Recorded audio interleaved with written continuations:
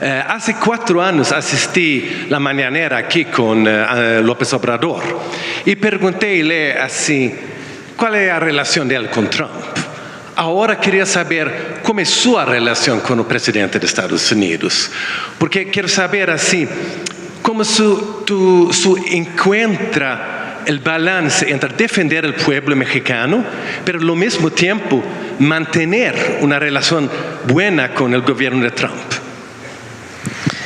México y Estados Unidos somos países vecinos y hay una larga historia de relación entre nuestros países, desde la invasión estadounidense que se llevó la mitad de nuestro territorio, hasta muchos otros episodios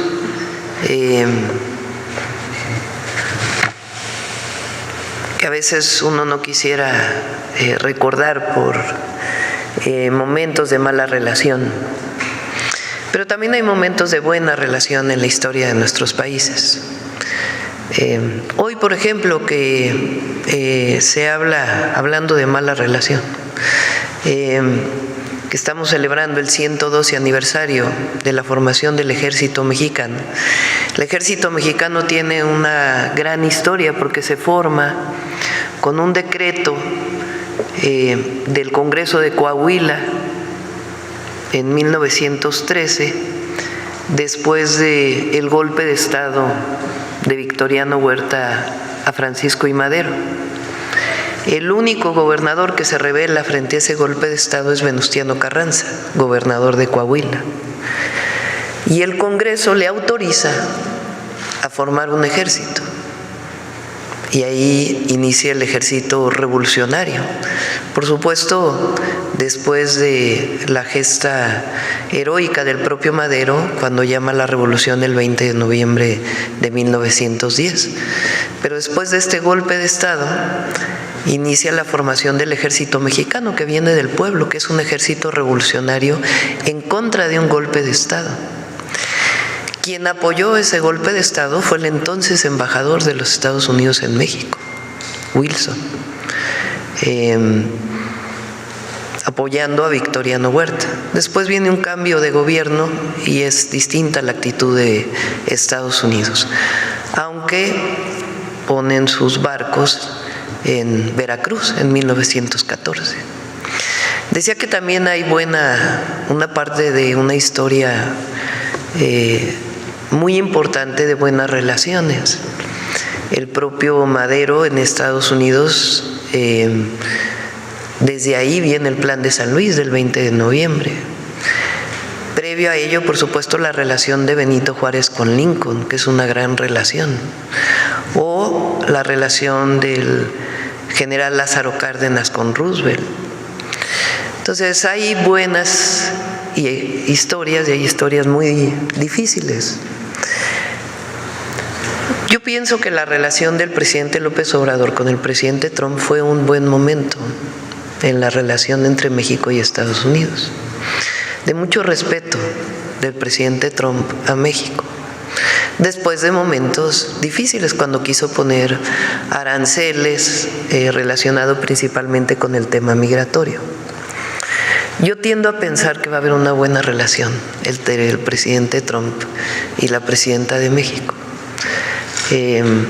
Somos dos países vecinos, no nos vamos a ir a ningún lado, somos socios comerciales y tenemos que hacer el mayor esfuerzo posible para tener una buena relación. Por supuesto que está en la definición de ambos países. En este momento estamos en un periodo de un proceso de pláticas, de negociación, frente a esta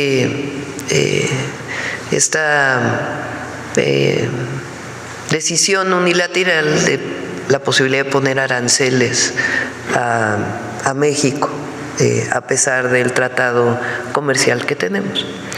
De nuestra parte, nosotros tenemos que buscar hasta el límite de nuestra soberanía y de nuestros principios la mejor relación posible con los Estados Unidos, porque somos socios comerciales, porque hay una gran integración económica y porque además viven 39 millones de mexicanos en Estados Unidos, sea que haya nacido de primera generación en México o que ya haya nacido en Estados Unidos de segunda o tercera generación, pero que muchos de ellos tienen la ciudadanía mexicana y si no, hay una gran relación cultural y amistosa.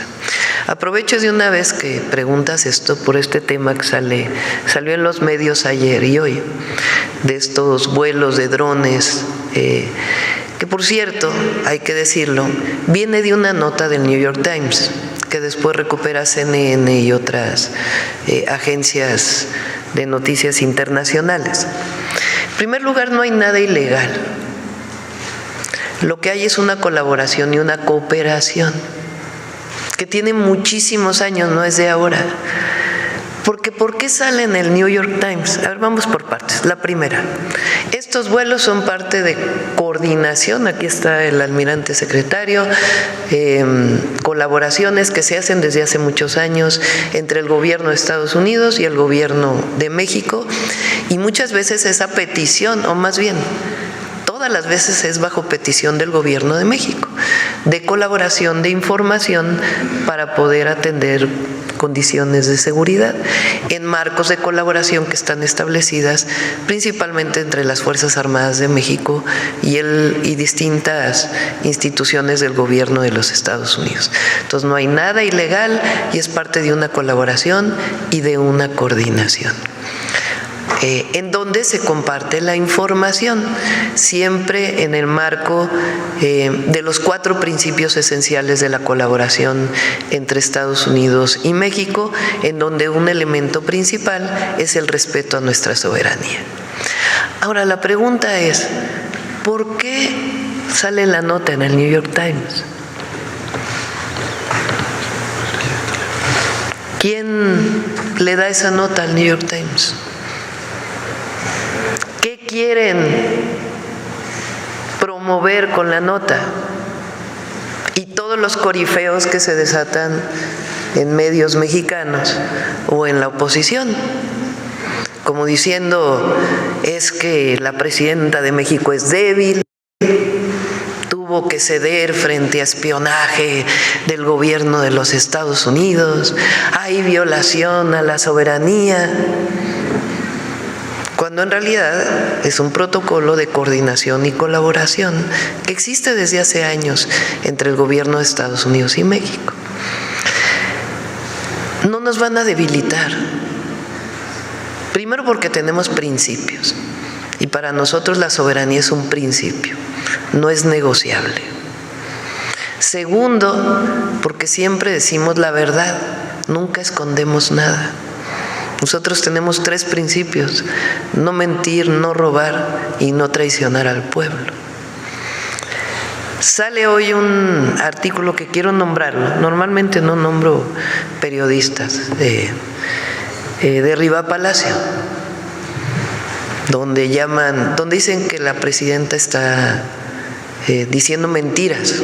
A ver si me pones esa partecita, porque vale la pena, porque si bien es ridículo, irrisorio, esto quiere decir, fíjense, lo asevera el artículo de Riva Palacio, llanamente que sí hay operaciones de espionaje sobre territorio mexicano. ¿De dónde lo saca? Contrario a lo que aseguraron la presidenta y el secretario de la Defensa. No hay ninguna operación ilícita y es parte de una colaboración y una coordinación que existe desde hace años en nuestro país, y muchos de estos vuelos son a petición del gobierno de México para solicitar tecnologías que México puede no tener y que se hicieron con el conocimiento y autorización del gobierno. O sea, como si nosotros hubiéramos permitido la vulneración de nuestra soberanía y no fuera parte de un protocolo de colaboración, que en público afirman que no permitirán tales acciones. Pero todavía se atreve a decir, una vez más, como sucedió con la autorización para que cuerpos de élite de Marina entren a México a capacitar infantes de Marina mexicanos, si hay permiso, no hay violación a la soberanía, aunque deje expuesto un discurso mentiroso a los mexicanos. Nosotros no mentimos. Y la soberanía no es negociable. Ese es un principio básico. La soberanía y la independencia de México costaron muchas vidas al pueblo de México. Y nosotros tenemos la responsabilidad y la vamos a cumplir, porque es nuestra convicción, y para eso nos eligió el pueblo de México, de defender nuestra soberanía. Entonces, no hay absolutamente nada que ocultar. Pero lo que vale la pena preguntarse es por qué sale el artículo en el New York Times, por qué todos estos... Sí, entonces, ¿por qué tú piensas que salió esa nota en el New York Times? Pues porque quieren vulnerarnos, como si nosotros estuviéramos negociando la soberanía nacional. Jamás. Y no nos van a vulnerar porque el pueblo de México y el gobierno es uno solo. Aquí no hay divorcio. Y nosotros no mentimos nunca. Sí, pero hay tantas amenazas de Trump. Así, él quiere deportar miles de mexicanos, tarifas, aranceles, y también una amenaza de colocar soldados americanos en territorio mexicano. ¿Tú no tienes miedo de Trump? No. ¿No? Tengo un pueblo que me respalda. Cuando uno tiene la certeza y la convicción y sabe cuáles son sus principios, ¿por qué uno va a tener miedo? Pero además,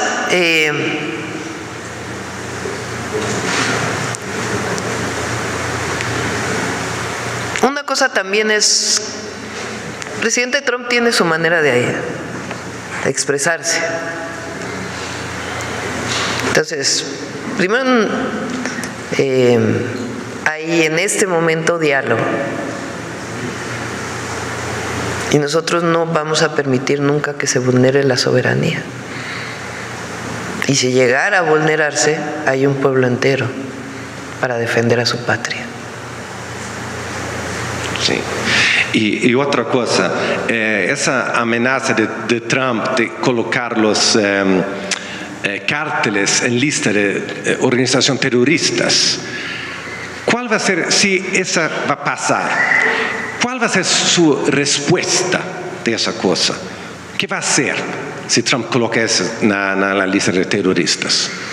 Primero, y es muy importante, porque también nos quieren colocar como si nosotros defendiéramos a los cárteles de la droga o a la delincuencia organizada.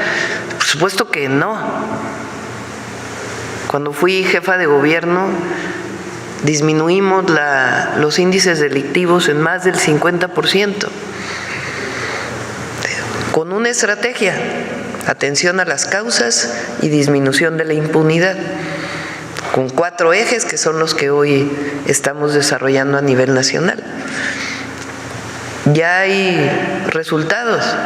Enero del 2025 fue el enero más bajo en homicidios de los últimos 8 años, y trabajamos todos los días para la construcción de la paz en nuestro país. No es la visión del pasado de Calderón, que ahí sí hubo una actitud completamente distinta frente al gobierno de Estados Unidos, pero no es la propuesta de aquella época en donde decretaron una guerra. Lo he dicho en otras ocasiones, guerra quiere decir permiso para matar, en condiciones de excepción. Nosotros no, nosotros queremos que se cumpla la ley. Ese Estado de Derecho que luego se llenan la boca con la palabra, pues en aquella época no hubo nada de Estado de Derecho. Hubo una guerra que decretó en su propio territorio, que resultó además pues en más violencia.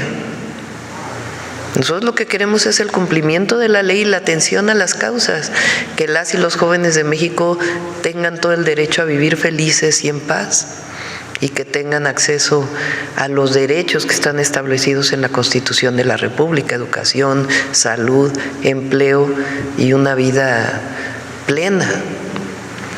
Entonces, primero, que no haya confusión de que nosotros, no, lo que nosotros defendemos es la soberanía. Ellos le pueden llamar como quieran, pero nosotros defendemos la soberanía. Entonces, si ese decreto tiene que ver con acciones extraterritoriales, esas no las aceptamos. Nosotros creemos que, si bien es cierto que es indispensable avanzar en investigaciones conjuntas, por ejemplo, de lavado de dinero, que son muy importantes, porque la droga se vende en Estados Unidos. Ahí está la venta de la droga. Entonces, ¿qué ocurre con el recurso proveniente de la venta de la droga? Si ellos hacen este decreto para investigar todavía más en los Estados Unidos, el lavado de dinero en los Estados Unidos, y los propios grupos delictivos que se mueven en Estados Unidos, que hacen que haya esta venta de la droga, está muy bien. Lo que nosotros no aceptamos es la violación a nuestra soberanía.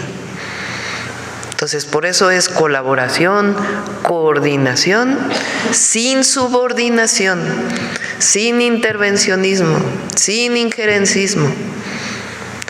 Coordinación, colaboración en el marco de los 4 principios. Almirante, ¿por qué no nos dice cuáles son los 4 principios que se dicen? Sí, tenemos en el tema de seguridad 4 principios que no son renunciables. El primero tiene que ver con la responsabilidad compartida, es decir, que reconocemos que el problema es de ambos lados de la frontera y que tenemos que actuar de manera coordinada y colaborativa. El segundo es la confianza mutua, es decir, que lo que acordamos lo cumplimos y que no nos traicionamos.